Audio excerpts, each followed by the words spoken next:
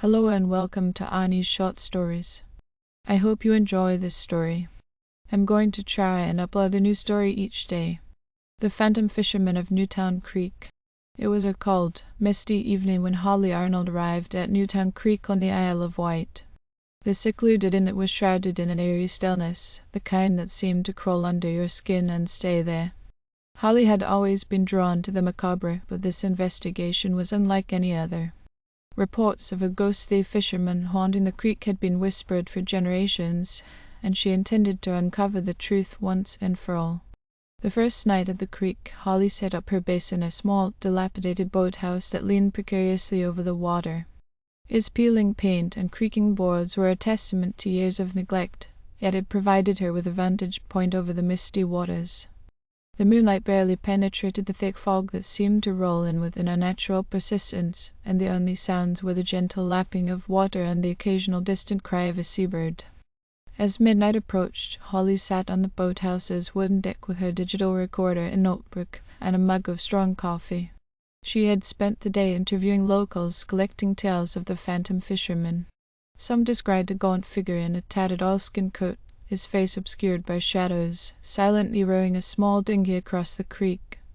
Others claimed to have heard the mournful sound of his voice calling out names in the dead of night.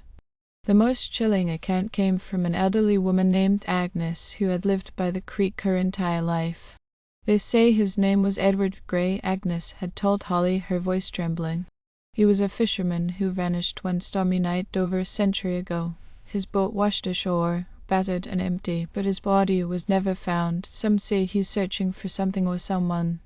The hours ticked by, and Holly began to feel the weight of the night pressing down on her. The fog thickened, swallowing the landscape until it felt as though she were adrift in a white void.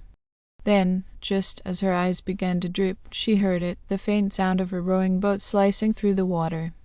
She froze, her breath catching in her throat. The sound grew louder, accompanied by the creak of oars against wood. Grabbing her flashlight, Holly stepped to the edge of the deck and shone the beam out over the creek. The light cut through the fog, revealing a small wooden dinghy drifting silently toward her. A figure sat in the boat, hunched over and motionless, its features obscured by the shadow of a wide-brimmed hat. "Ah!" Holly called out, her voice wavering. The figure did not respond. Instead, the boat drifted closer, coming to a stop just a few feet from the deck. Holly's flashlight flickered, and for a moment she thought she saw the glint of hollow eyes staring back at her. Suddenly, the figure's head snapped up, and a guttural voice echoed across the water. "Leave this place." Holly stumbled back, nearly dropping the flashlight. The boat began to dissolve into the fog, the figure's piercing gaze lingering in her mind even after it disappeared. Heart pounding, she retreated into the boathouse, locking the door behind her. Whatever was haunting Newtown Creek, it was no mere ghost story. The next day, Holly delved deeper into the history of Edward Gray. At the local archives, she unearthed an old newspaper article detailing his disappearance. The storm that had claimed him was unusually fierce, but there was something odd about the account. Several witnesses reported seeing another boat chasing Grays into the storm. Rumors of a feud with another fisherman had circulated for years, but no one had ever been charged. Her research also uncovered whispers of a tragic love triangle involving Gray, his wife, and his supposed partner, James Carter. That evening, Holly ventured back to the creek with a sense of unease gnawing at her. The fog was heavier than ever, curling around her legs as she stood on the deck, clutching a lantern and a relic she had borrowed from Agnes, a small locket that had belonged to Gray's wife. The air was thick with anticipation, and the silence was so profound that it seemed the world itself was holding its breath. "Edward Gray," she called out. "I know you're here. I know you were wronged. Show yourself." For a long moment there was nothing but silence. Then the water began to ripple, and the dinghy emerged from the fog once more. Gray's spectral form stood upright this time, his hollow eyes fixed on Holly. "They betrayed me," he said. "They left me to drown so they could take what was mine." Holly pressed, stepping closer to the edge. Gray's form flickered, and Holly felt the sudden, crushing weight of sorrow. "James Carter.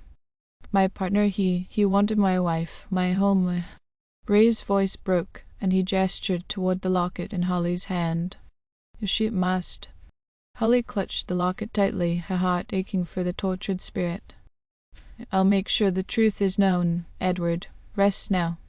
Ray's ghostly figure began to flicker and dissolve, but the air around Holly grew colder.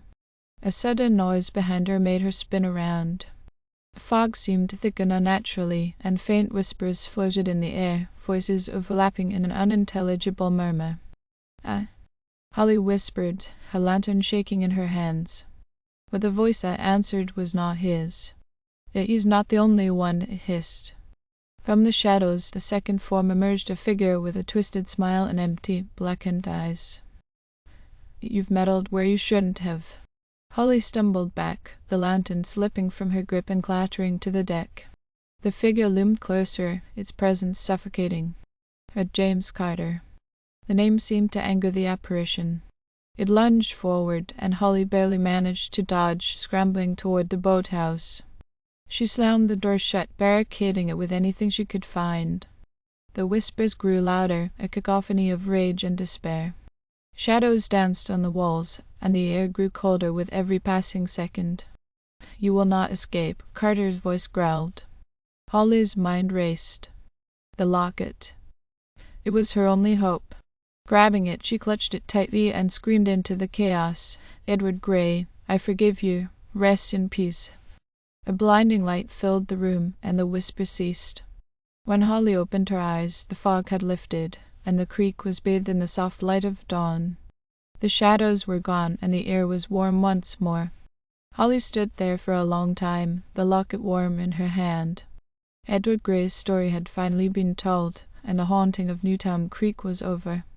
But as she turned to leave, she couldn't shake the feeling that some secrets were best left buried, for the echoes of the past are never truly silent.